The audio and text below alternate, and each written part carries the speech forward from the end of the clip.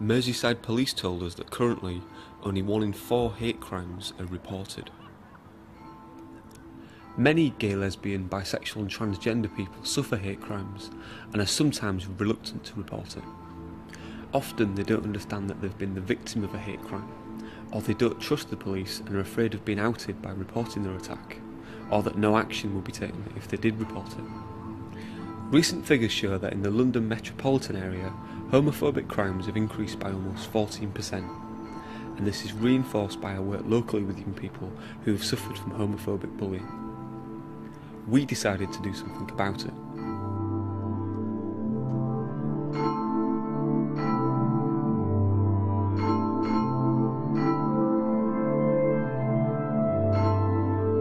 Project Triangle is a year-long programme of hate crime initiatives working across Liverpool with young LGBT and other young people across the city. When I was 18, I went to Greenham Common. A lot of my friends were politically involved in LGBT politics. Gay Sweatshop were around putting plays on about what it was like to be gay. The Women's Theatre Group were around. And a lot of young people had an awareness of what it was to be gay and the discrimination that they faced. Nowadays, I think there's an assumption in some people that we've achieved equality, and we may have done in terms of legislation, but culturally I think there's still a huge way to go. And we wanted to do a project that involved young people in some of that history, and also gave them an appreciation of where they were as young gay people in their lives and how they were treated. And how homophobia and hate crime affects them and affects other people across Europe.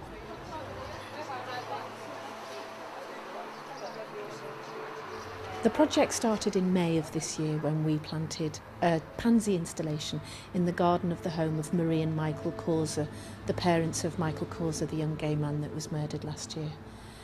It then continued with a series of 8 weeks of workshops where we worked with young LGBT people on hate crime, on the experience of gay people in the Holocaust, team building, and on what it's like to be a young gay person in Liverpool and ultimately in Warsaw.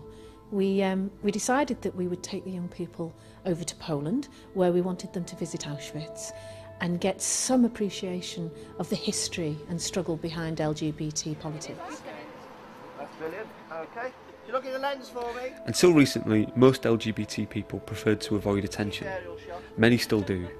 Even today, the penalties for those who refuse to conceal themselves or fail to do so can be severe. They can range from ostracism and victimisation to assault and even murder. In the past, the silencing of LGBT people was often reinforced by legislation. The most recent example was Section 28. Passed in 1988 and repealed in 2003, it was intended to restrict the debate on homosexuality, particularly in schools. Since the 1950s, there have been some significant victories for LGBT rights, resulting in legislation changes in Britain and in Northern Ireland.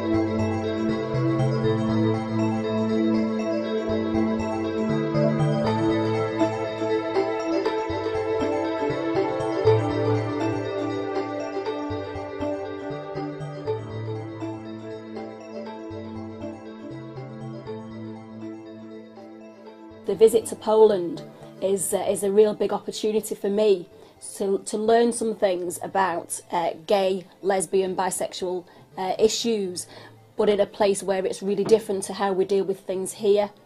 Over here we have these Sigma teams, we deal with hate crime very, very well, and we support our victims and our witnesses who are victims of hate crime. But it's quite a big difference in Poland, how it's treated, how people are supported. So it'd be great to show some of the young people that we're taking over, actually the comparisons between how we treat our victims and witnesses and how other countries really don't do it. Really, I've been in the police now for 30 years, and I've seen huge changes between how it was and how it is now, and in particular around sort of diversity issues. And I would say 30 years ago, we didn't have any gay people in the police because nobody talked about it. It was one of those things that it was kind of an unmentionable, really. And I suppose if it ever was mentioned, it would be in derogatory terms 30 years ago. So if you were to say to me, did you have any gay friends? Did you have any officers or staff in the police service who were gay 30 years ago? I would have said, absolutely not. I mean, I think for me, when you look at kind of the police now, I mean, I've got 13 years service in as of next week. When I look back to 10 years ago and think what it was like being gay then to being gay in the police now, it's completely unrecognisable for me. But I'm also obviously aware of those people in the organisation who don't feel able to be out at work, or colleagues who don't understand the impact of their own language and their own behaviour on colleagues who may or may not be gay, or may know somebody who's gay or bisexual. But I think as an organisation we've grasped the nettle with talking about it, which is huge.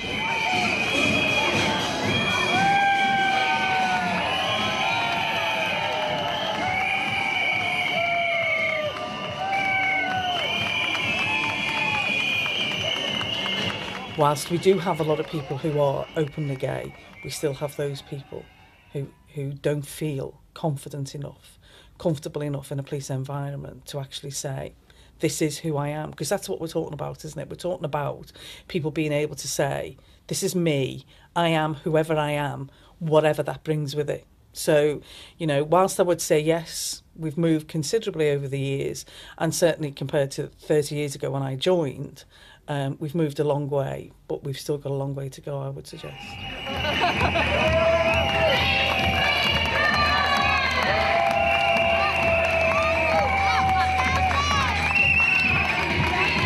This project is so, for me, it's just absolutely massive. It's so innovative, and for us to have that unique insight into 12 young LGBT people, their perceptions, their hopes, their kind of thoughts about policing in the 21st century and hate crime, and remembering, you know, those people who suffered in the atrocities of the Holocaust is just massive for us as a police service. And for me personally, as somebody who works within the hate crime field, who runs our gay network for police officers and staff, and so far with Triangle, I've been astonished with some of the things I've heard, some of the positives, and to be honest, not very few negatives so far, so I'm bracing myself.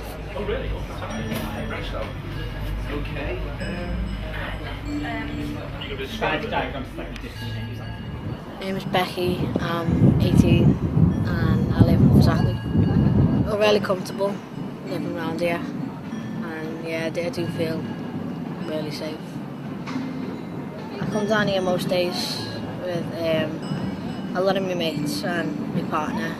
I'm working 2 jobs. I work behind the bar and I work with children with special needs, and I'm in full-time college doing health and social care. I did want to work with kids mainly, but I think now I'm leaning towards more joining the police rather than anything else really. My name's David, I'm 17 and I live in West Derby. And we're in Fact, which is in Liverpool, by the cathedral and stuff. I usually hang out here because it's a really nice place, they're chilled out and movies are great and stuff. So when I think of sexuality and stuff like that, I think it's something that's personal to you and you shouldn't be openly just saying it's something that's personal to me.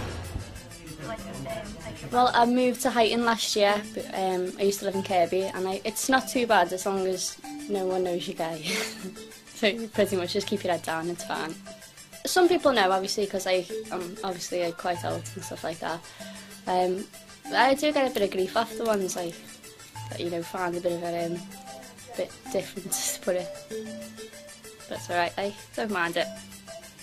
I've finished my college course now and I go to university in, well, this month, and I'll be doing film and video production, and I make like short films, I make like, it varies. I've got one about vampires, and I've got one, like one's addressing like issues about self-harm, and then I've got ones, all random ones, so I make all different ones. It's quite good, and I want to continue making them, and like hopefully, you know, wild ambitions, like be a director or something along those lines.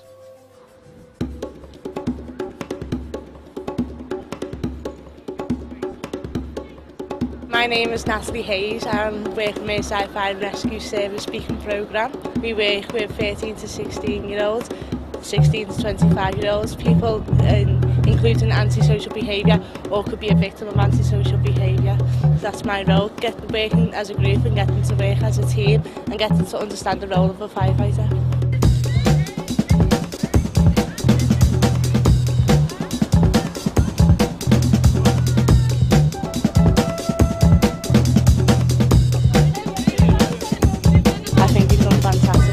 They've motivated each other, they've worked well, they've supported each other.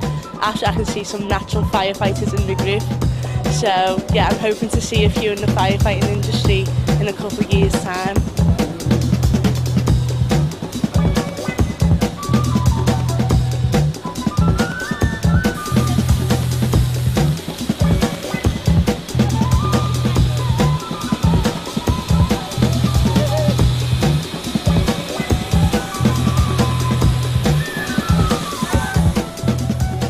I'm Matty and I'm from Southport. It's about 20 minutes from town centre, and when you get there all the shops are closing down anyway, so there's nothing to do, and the fair's gone as well, so we've only got a temporary fair and that's it.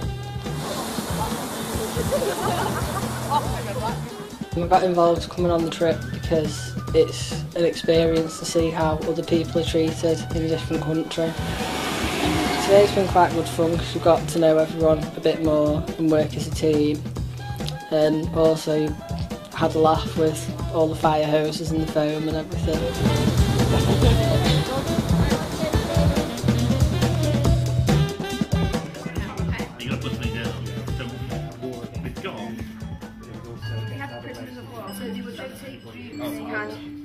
Hi, I'm Jenny. I'm from Runcorn, sunny Runcorn.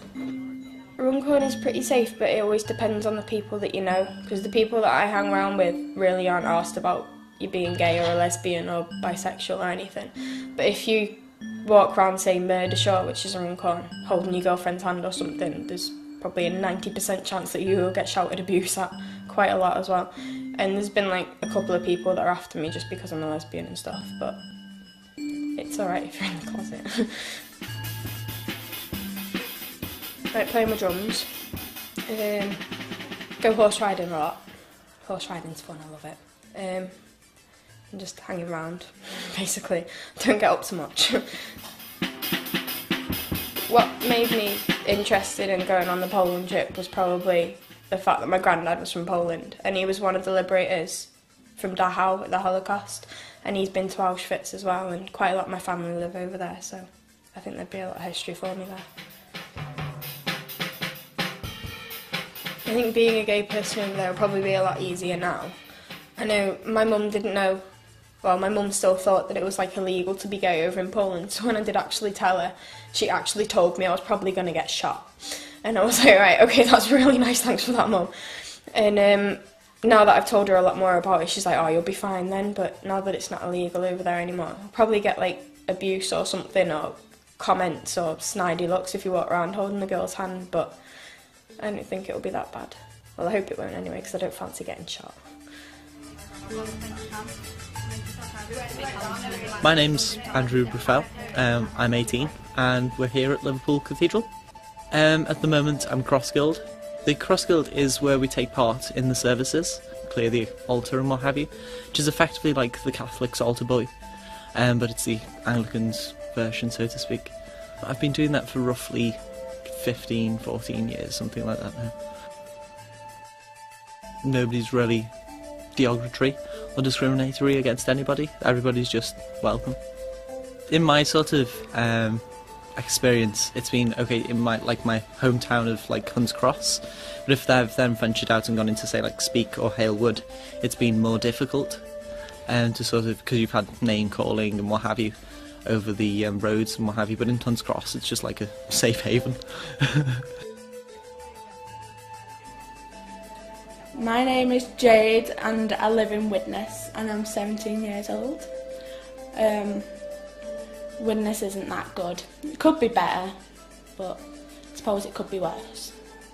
I think parts of it's safe, but parts are rough, like anywhere you go, really. I live just in the middle, so it's not that bad. People around my area don't know that I'm a lesbian, so therefore I don't know if it'll be safe or not, because there's like lots of lads, like really boy lads who live there, so I don't think it's any of their business to know about me anyway, so don't let them know. Hi, my name's Tim and I live across the water from Liverpool in Whittle. I feel pretty safe over there. I only go over there to sleep mainly. I have areas where I feel safe and not safe. It's not because any particular reason, but I prefer Liverpool. Although I live across the water in the Whittle area, Morton. For the country to have a historical event like the Holocaust, you'd think they'd learn from that and they'd grow up to have, to be more tolerant to everyone and more accepting, like. It just doesn't make sense to me, so I'd like to go over there to learn more about it. I'm Emily, I'm 15, soon to be 16 in a week. I live in Southport. I play golf and work a lot.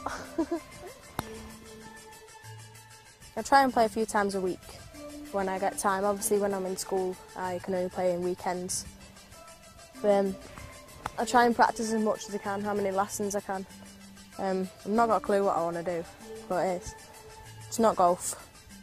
Maybe like teaching, helping out with communities and things, like in the police or army. Quite fun. Everyone knows someone that's gay and everyone's close to someone that's gay, so I don't know how they can victimise people because they don't know them and how they act. So I just think everyone should be happy. So yeah.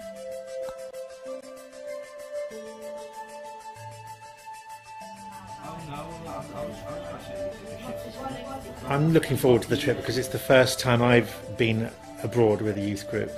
So in some ways I'll be sharing the excitement with the young people.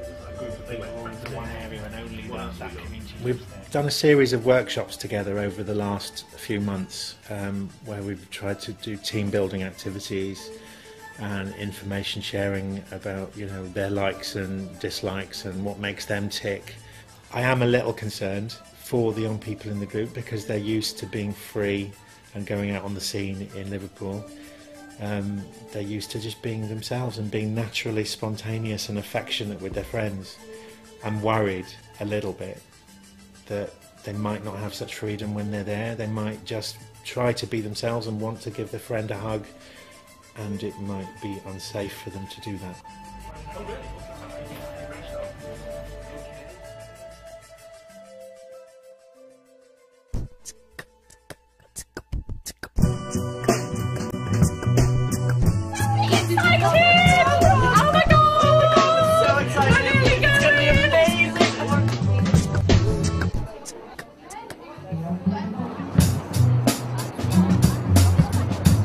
I'm really excited. Good one for me. Smile! I did it with Wallace and Gromit.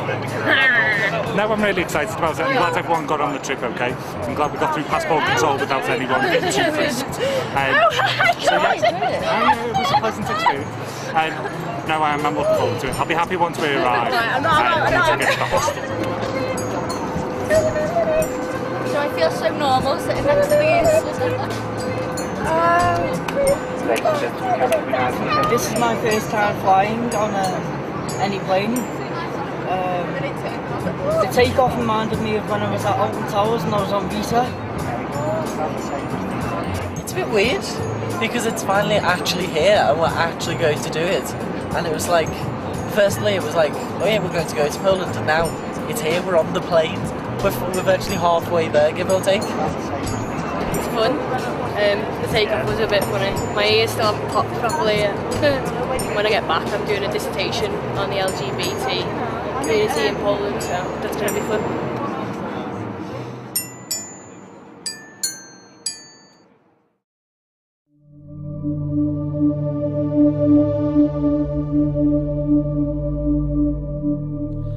The German invasion of Poland began on September the 1st, 1939. In response, Britain and France declared war on Germany and later its ally Italy. During the next 2 years, German forces were victorious, invading Denmark and Norway, Belgium, the Netherlands, Luxembourg, France, Yugoslavia and Greece.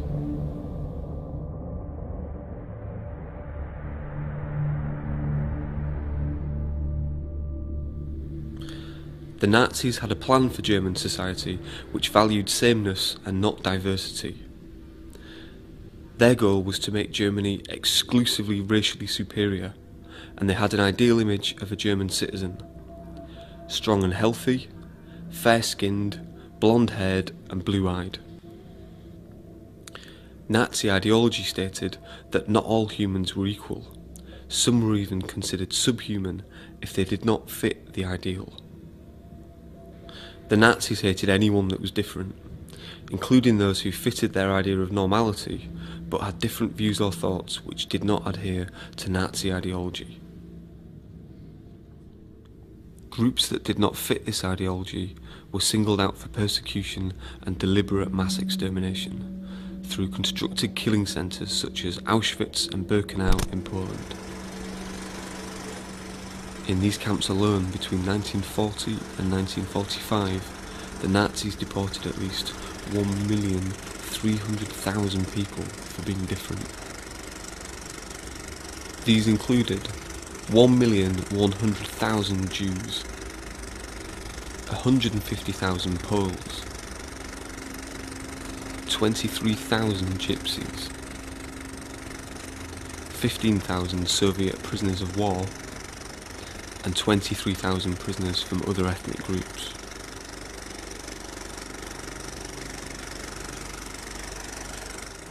Often unreported is that an estimated 10 to 15,000 people were deported to concentration camps for being gay using the pre-existing legislation, paragraph 175. Many, but not all, were assigned pink triangles. Most died in the camps, often from exhaustion. Many were castrated, and some subjected to other gruesome medical experiments. Collective murder actions were undertaken against gay detainees, exterminating hundreds at a time. After the war, the Allies chose not to remove the Nazi-amended paragraph 175. Neither they, nor the new German states, nor Austria would recognise homosexual prisoners as victims of the Nazis, a status essential to qualify for reparations. Indeed, many gay men continued to serve their prison sentences.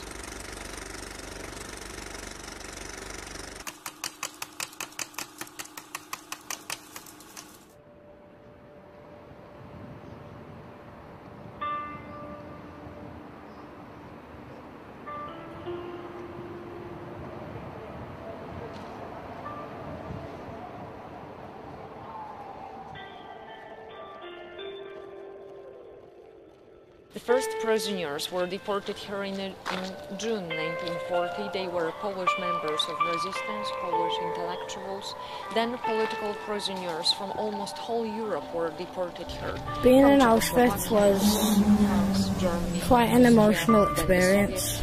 The average number of the prisoners It was not unlike was I expected it to be.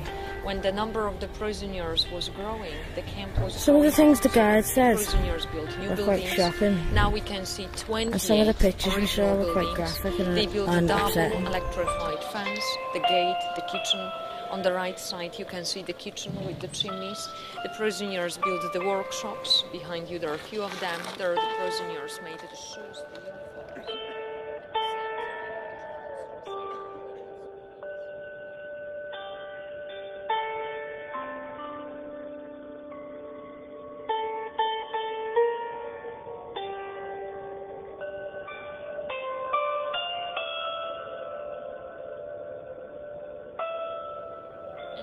On the other side, we can see Cyclone B. First, Cyclone B was used here as a pesticide. The Germans disinfected the buildings, the uniforms using Cyclone B, but they carried out experiment here with Cyclone B. And they discovered that it was faster, cheaper, and less bloody than executions. So they decided to use this on a big scale. About 12 cans, 6 kilo was enough to kill 2,000 people. So it was very cheap, very efficient agent of killing. You can see blue crystals in the showcase. Crystals of soil saturated with cyanide. Cyanide, strong poison, it could be gas or liquid, but it was much easier to transport poison if there were such crystals. The crystals were dropped to the gas chamber. Temperature of human body activated poison. Poison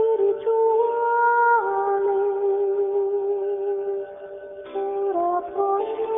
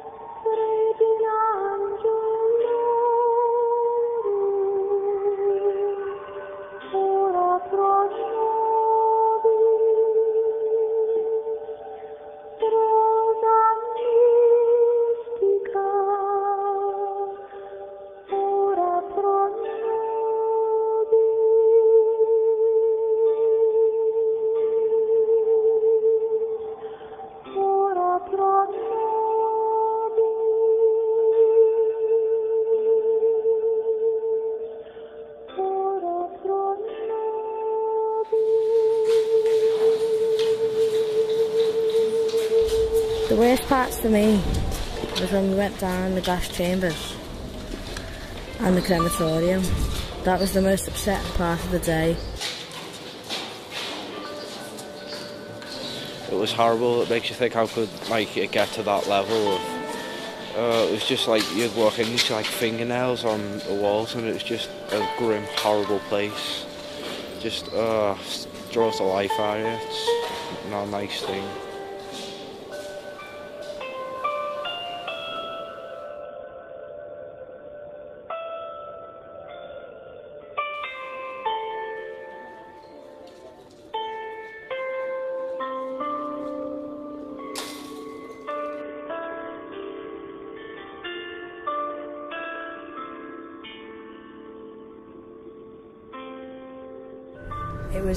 It angered me to not see or hear anything about LGBT people who were in Auschwitz, but like that whole time someone said that it was just a small fraction of people that were LGBT, but that small fraction added up to the total figures, and it was like they were people like us suffering worse than we would ever imagine to suffer, and it wasn't mentioned, and that really got on my wick.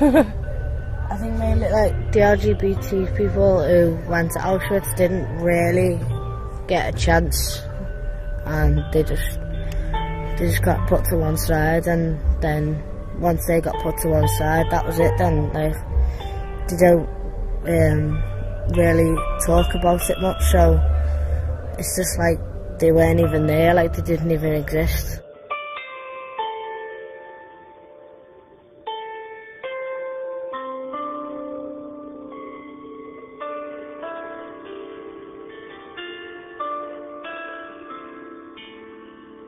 As we were walking around Auschwitz and the lady was describing everything, kept on tensing up because I didn't know how this was allowed to happen and how people could let people do this. It's just inhumane of how it's happened. And so yeah, I've just taken a breath away from the group to calm down basically, because I am really tense, put it that way.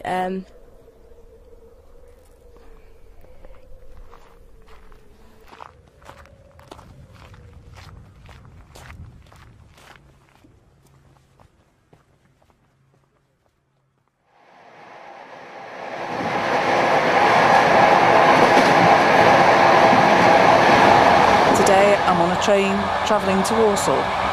We're actually going to meet some people at the Polish embassy today, both police officers and the leader for the Human Rights Commission. And the purpose of the visit today is to actually talk to people at the embassy and police officers from Poland to describe to them the importance we attach to dealing with what we call hate crimes. It's something that we're comfortable dealing with in Merseyside. I think part of the problem for me is the way things are at the moment in Poland. It feels like a very homophobic society. Therefore, the police feel like they're quite homophobic, and I know in some of the responses we've had, they've been quite challenging for me, really. And I think today is about sort of saying to people, look, this is okay, let's talk about it. You know, it's not an easy topic, but, you know, we won't learn from each other unless we ask questions and we take opportunities like this. And one of the things I've done is I've brought lots of literature with me. And part of the whole process is about giving them a presentation, showing them how important it is to take these issues seriously and deal with them seriously. But some of it is about, let's just start the debate, really.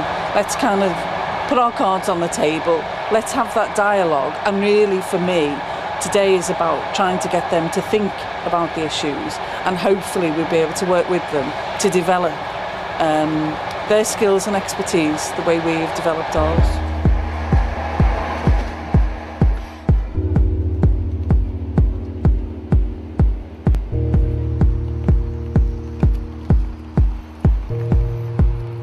One of the things that we brought with us today is a plaque.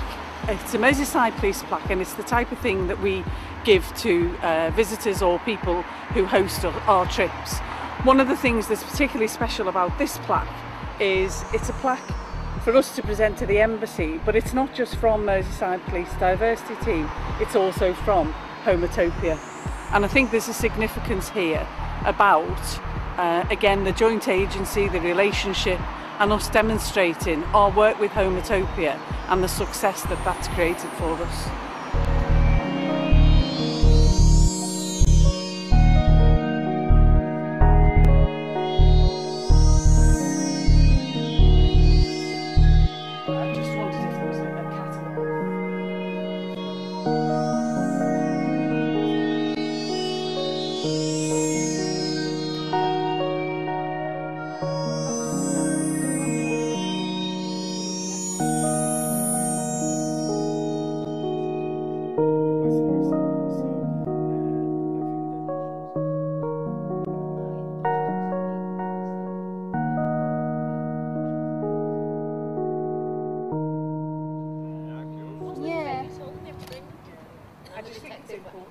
I was impressed with Christoph, the guy from the embassy.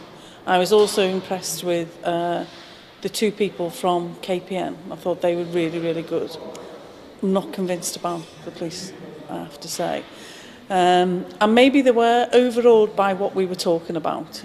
We are always very open and honest about some of the things where we don't get it right, which I thought we shared with them. But I didn't get the impression that they were going to be on the phone tomorrow saying, help. And really, when you've gone through a process that you know they're going to have to go through, so whilst it might not look exactly the same, you know some of the pitfalls that they're going to meet. If the shoe were on the other foot, I would be saying, you know, how should we do this? How should we embark on this? What should the training programme look like? You know, and I'd be asking them all those things, and I just didn't get that. They were very nice and polite, but I got more from everybody else at that meeting than I did from them, and I might be wrong. My impression during the presentation was that they were a bit bored, actually. But again, I might be wrong, I don't know. And time will tell. I don't think it was a boredom, I think it was more a case of it's just not there. You can't grasp it until you dip your toe in, can you? And they're not there. I think it was quite easy for them to sort of say things like funding, we haven't had this, and you know, we've had blockages here, and that's why I kept bringing it back to, but somebody needs to be bold and brave, and somebody needs to stand up and say we're doing this because it's the right thing to do. I don't care what if we haven't got money, okay, let's do it with what we've got, or let's do it with, you know, but that language, we just spoke about it in the cab. That's why I asked the question, because it was he. No, we don't have any gay staff. We're not even allowed to ask for the data, so we won't bother. Well, just because legally you can't do it doesn't mean to say that it's not a good idea. It's not a good idea, or someone should be saying to someone, well, why can't we ask them that? We know where they live, so why can't we ask this? And if they don't want to answer, fine, but it didn't seem any kind of energy for actually finding out what their workforce is. It's all right saying we've got younger people joining and younger, you know, the generation is changing, which is great, isn't it, that they've got that younger police joining with different attitudes, so get into them and get into them and find out. The thing for me as well was, though, I kept saying we've been through pain. Yeah. They never asked what that pain was. No. They didn't say. They didn't ask a lot of questions. No, they didn't. Did they? They didn't seem curious. No. You know, that's why I thought they haven't got it, really. Change can happen really quickly if everybody wants it, can't it? If you got, I don't think they want and that's what I kept it's saying. not You there, know, is it? I sort of did a little bit of what I did, but then suddenly the team gets bigger when you pick your allies and pick your mates everywhere, don't you? It kind of it can be done if you want it, and if it can happen in Merseyside Police, it can happen. In I was going to say Warsaw, but maybe not.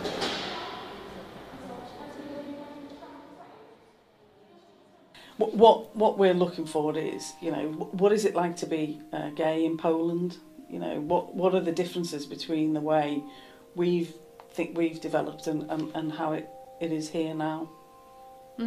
So now it's better that it used to be, because it was we started campaign against homophobia started in 2003 with the first big action, social campaign Let Them See Us, and we showed on the billboards and in galleries 30 pictures of gay couples holding hands. Right. And it was the first time in 2003, first time when public opinion saw gay people, not just like pictures from prides or somebody with this kind of label, right. But just ordinary gay people on the pictures, and newspapers were like killing almost themselves to get the models, get the pictures, and put to the newspaper, because it was so new for Poland. And of course, also homophobia became more visible in Poland since that time, because we had very huge homophobia, but maybe secret, because it wasn't something which we discussed publicly. And after that we had this right-wing movements, very strong. They went to government. The leader of Roman Giertych was the leader of ultra-right-wing movement, was the head of Ministry of Education, and literally every week we had that time, it was 2-3 years ago, press conference about gay people, against gay people, and against campaign against homophobia. And because it was Ministry of Education, also they declared that they work on the law which can ban homosexuals to be teachers, right. and so on and so on. So the atmosphere was really like terror, and still I think that in schools teachers feel this terror. They cannot say openly if they are homosexual, of course, because they are too afraid.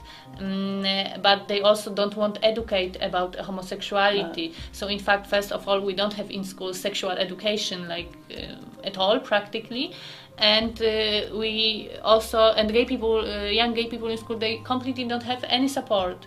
Very rarely you can find a teacher, brave teacher, who can do something, who can do some action, who can support his or her students. But it's very rare still, and we really work hard to change it, because all people know that this education like creates you, in fact. So we will meet today our youth group, and this is something which I'm very happy about, because I see young people in campaign. They come more and more younger and younger people, like 16 years old or 15 years old. It's amazing for Poland, and they are really dedicated. They are really engaged, and they know what to do to change the situation. They know how to make happening. How to write some statement or send to embassy or other public body. So I'm really happy when I see them working every week, and do something for changing their situation. And this is also something which changed in Poland, because we have these young people, and they usually want to be open to their parents or to their school colleagues, and they are accepted somehow. Wow. So, and I think that they come to campaign and they feel this power also, because in campaign you can be yourself. Yeah. And you meet other people. Yes, yes. I think that it's and I also work with people from whole country, whole Poland, and when you unify, when you can feel that you just live normally, you just feel normal, then you can also go and live normal like all your life. Yeah.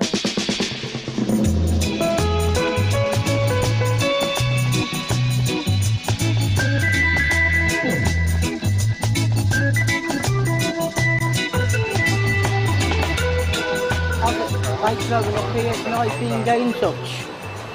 I didn't understand the last part of the being sentence. gay. It's, growing up in for Warsaw. me it's okay, but to other people, no, it's not. Well, I feel okay. I'm out. I came out to everyone I know, so I don't feel any tension. But I know people do, and that's what we're fighting against. But in general, yes, I do. I never been beaten up or something because I'm gay. It's the same with me as the colleague said. I never have been beaten here or anything like this. It's completely okay, everyone at school knows, my parents There are know. a few gay clubs, so you can just spend your time the way you like it. Do you have like a gay pride? Yes, we have Europride next year, I think, and it's... How do you think that's gonna go down? Like, are people gonna be okay with it? I think not, but there are lots of neo-Nazis that will stand aside and throw rocks or something, but you know, it's legal and we have police protection, so I think it's gonna be safe. And I thought the police weren't as protective. no, it's their duty. They have to protect any illegal manifestation, so they have to stand and protect us. It was their job if they didn't, but they like it or not. Around school area, people just call each other gay, meaning like you're gay as in like you're stupid, and it's just like awkward coming out, and it'll advertise and help people find out. It's the same. Well, they don't call gay to offend someone, they say pedo, which is for faggot. So they call each other faggots all the time, and it doesn't matter whether you are or not gay. So this is also, I think, an issue in Polish schools. In England, it's easier to advertise, you know, to say like gay people can come here to get advice, and you can come here to like relax and be yourself. We cannot have like an advertisement in mass media because they wouldn't accept it. So in a public TV, you can't get an advertisement. Throughout the whole year, there's things going on for gay people. Like this is one of the coming to Poland is one of the things that we've done as well. Well, it's good. Maybe you can share your experience with us and tell us how to fight against it.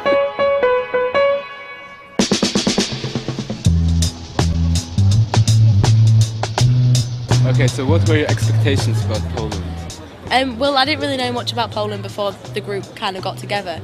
I didn't think it'd be the same, obviously, because what we talked about in the group of it being like quite not initially homophobic, but not really down with it. Do you get any protection off the police? Police? Like homophobia, would they help you out? It depends on the police. Well, when there is a gay pride, for example, they have to protect us. It's their obligation. But if it's a minor crime, homophobic crime, they just probably do nothing. I wouldn't like to speak for all the police in all of Poland, but basically they would just... I heard of situations that they don't do anything because it's just funny for them that someone attacks you on this basis. Is there an age of consent difference here in Poland? Because we used to have in Liverpool that it was 18 and 16 for heterosexuals. but 18's for homosexuals, and then they've sort of changed that back to the same age for both. Is it the same in Poland, or is it the different age? No, the age for straight people and for homosexual people, it's 15 years old.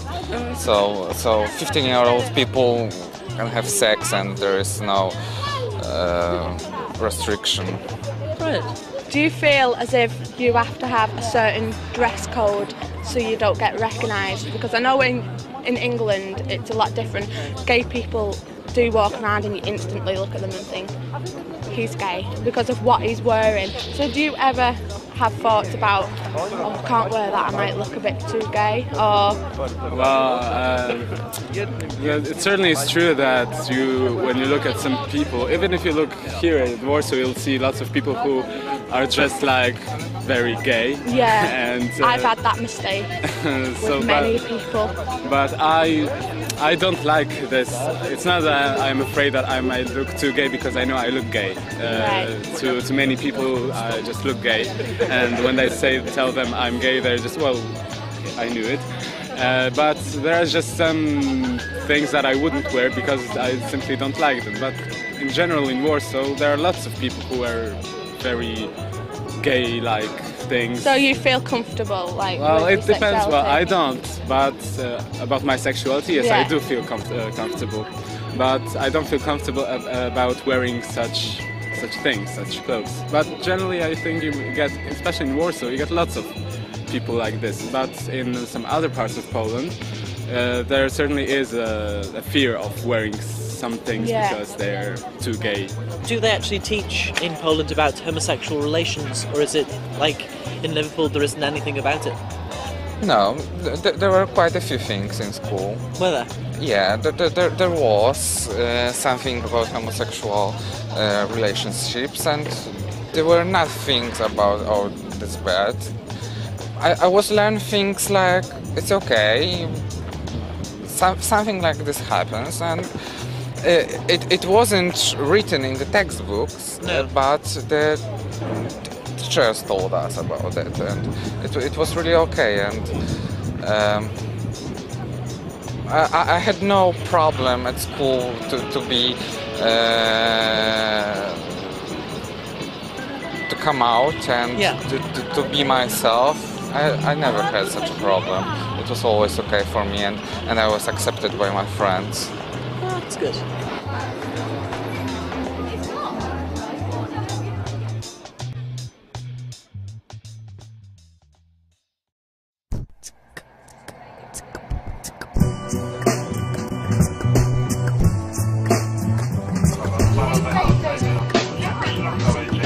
Well, at first, when we were first coming, I thought it'd be quite dull and boring and not much to do, but it was like the complete opposite. I expected Poland, because of people saying about the homophobia and what have you, to be like skinheads on every corner and be in big groups, and because I like wear nail varnish and makeup all the time, I was expected to be black and blue, but I wasn't going to let anybody else decide what I should look like. I'm my own free person. So I was expected to at least get some form of homophobia, but yeah, we didn't really retrieve anything, and I didn't see any virtual skinhead except for one who came and asked for a ciggy. We've added them all onto Facebook. Hopefully they're going to come over next year to visit us, and we'll show them around Liverpool. What I'd really like to see is them come to Liverpool, and for us to take them out in our city centre and let them see how clubs are open, and the fact we've got big drag queens out everywhere, and the fact that everybody's like, oh yeah, he's wearing makeup, I don't care, get on with my life and then I'll worry about his or hers.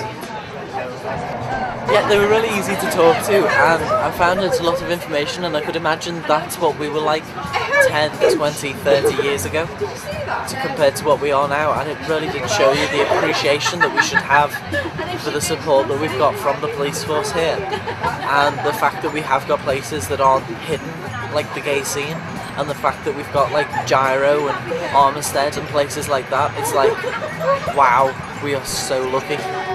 Happy birthday to you. Happy birthday, dear dear Mickey, happy birthday to you.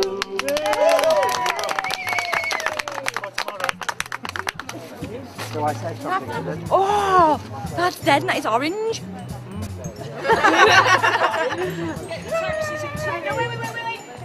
It was one hell of an experience. We just saw two lesbians on the bedship Holland, which was really cool because the brain was like, you go girls. But I'm really tired now, but it was worth it. It's a fantastic city, has a lot of beautiful architecture, and it was fun.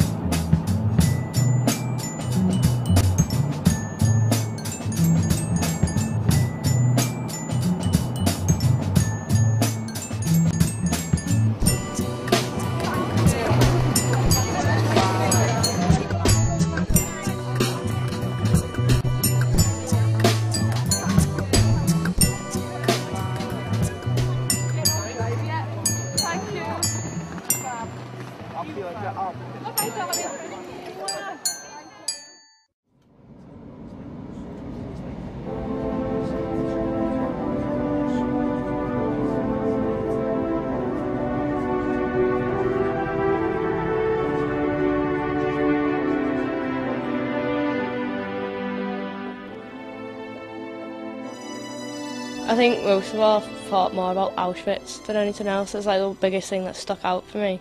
I have dreams about it and everything, and it's always on my mind. It was a great experience to have, but I'd never go again because it was so upsetting. I mean, some people got really upset, and I think that just kind of imprinted on my mind all the time. That's all I ever think about, really, is how upsetting it was, how bad it must have been to be there. Been back a few weeks, and there's still a lot that goes through your mind from Poland, so there's different things we're seeing and different information and all that we've been given sort of sticks with you, which is good, but there's still a lot of things that were hard to sort of go through, and a lot of things that were hard to watch, but like in between all that we had quite a bit of fun, so that sort of took our mind off it as well. Makes you think how we've got it so good over here, if you get what I mean.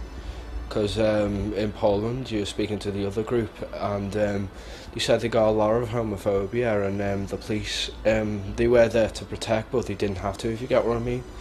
Particularly memorable is probably Auschwitz, and then that was like the most like kind of the climax of the trip for me.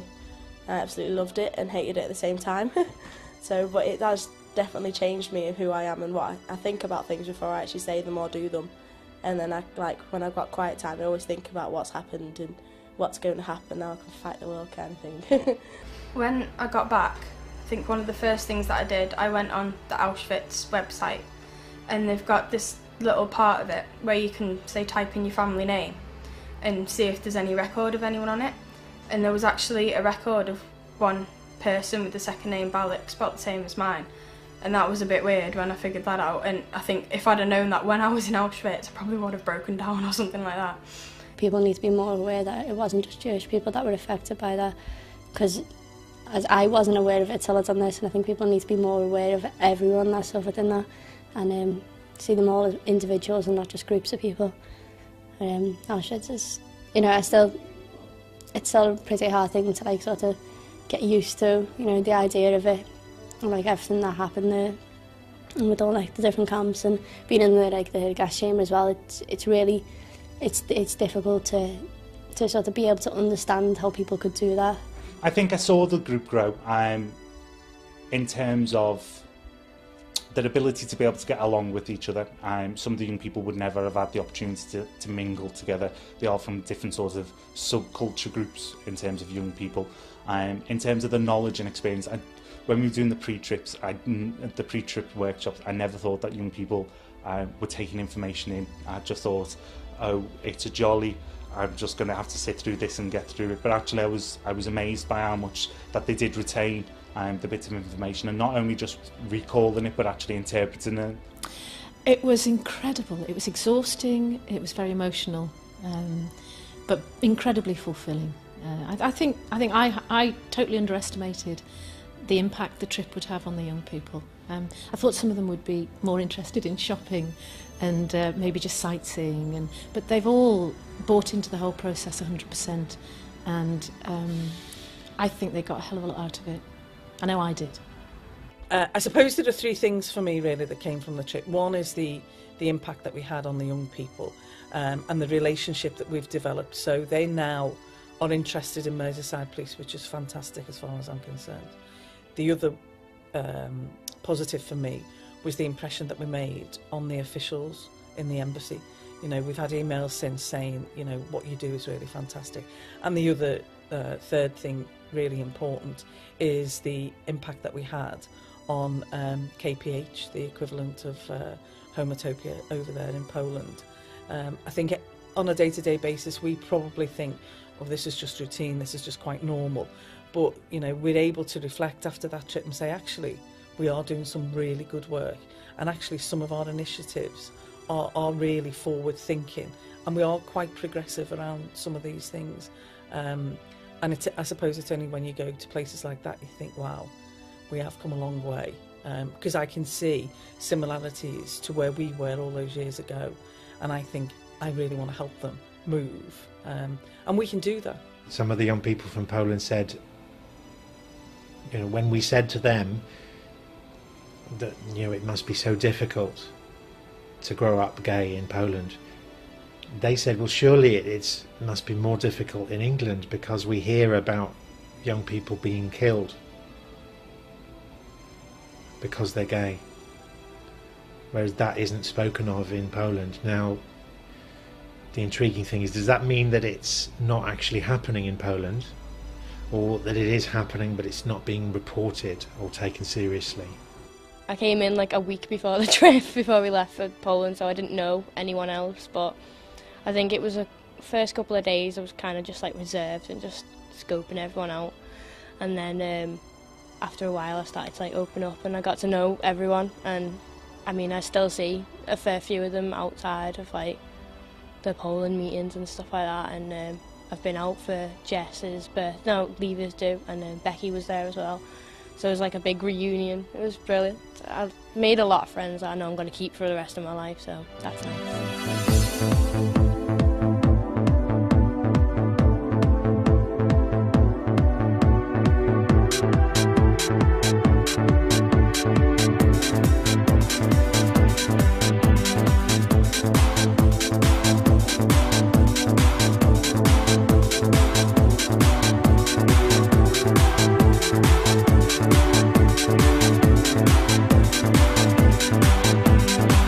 I'm a lot more confident and outgoing than what I was before I went. Before I went I was quite shy, you know, with certain people and things like that, but I think now, seeing that, I think I've got a lot more of a voice.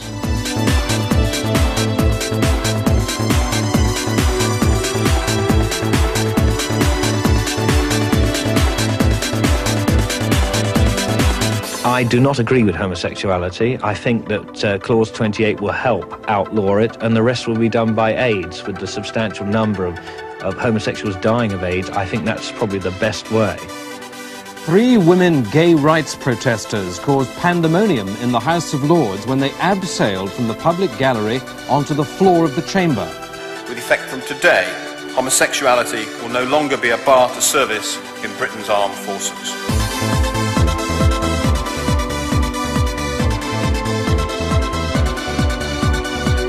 It always was the police. It was either police or army for me anyway, so I'm definitely interested in the police. Obviously I'm studying public services at college anyway, so it was always kind of like a bit of a good thing to be in with the police.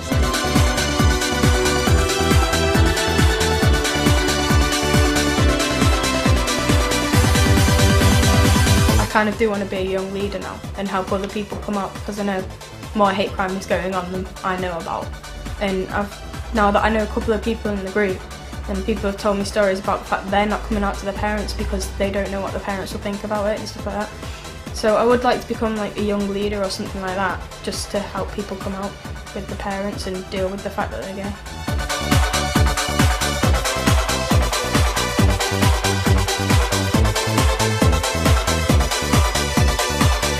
The attack on James Parks was shameful, and it is a blight on our community that people can still be attacked in 2009 simply for being gay. It has changed a lot of my point of view of things. I mean, I think I was always confident and like really comfortable with my sexuality anyway, but now I'm just really not taking any grief off anyone with it. I'm like, you know what, I'm like lucky I've got this freedom, so I'm not like going to be all shy about my sexuality and stuff. Because and seeing like the differences and seeing what people went through because, you know, their sexuality, and I'm lucky enough I'm not in that situation. I'm like sort of at moments where society have got that mind on them. I mean, you get some ignorant people, but no one is extremely that bad who I've met. So I'm just a lot more outgoing with it, and I want to get involved more and see if I can do anything to help the LGBT community here with like you know, people who aren't as like confident as me with sexuality. So that's what the trip's done for me anyway. Just want to help out more now.